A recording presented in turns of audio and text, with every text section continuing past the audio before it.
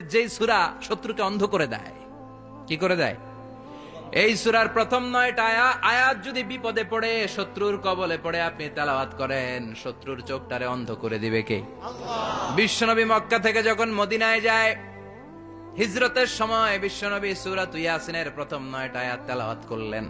তেলাওয়াত করে আল্লাহর নাম নিয়ে ঘর থেকে বের হলেন। আশেপাশে কাফেররা ঘুরে কিন্তু বিশ্বনবীরে দেখে না। সবাই খেলে এরকম এরকম করে, ডানে বায়ে হাতায় বিশ্বনবী সামনে দিয়ে যায়, কিন্তু কাফেরদের চোখ অন্ধ করে দিয়েছে কে? আল্লাহ।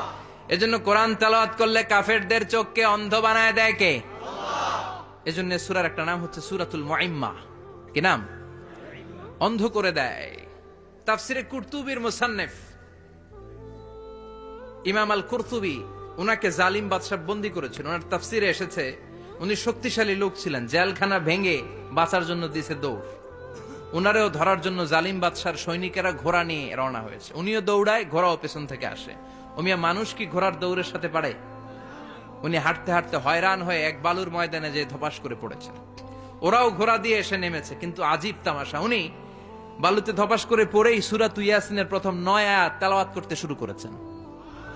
ওরা নিচে নেমে ডানে বায়ে সামনে পিছনে খালি খুঁজে, কিন্তু দেখে না, সামনেই কিন্তু বসা।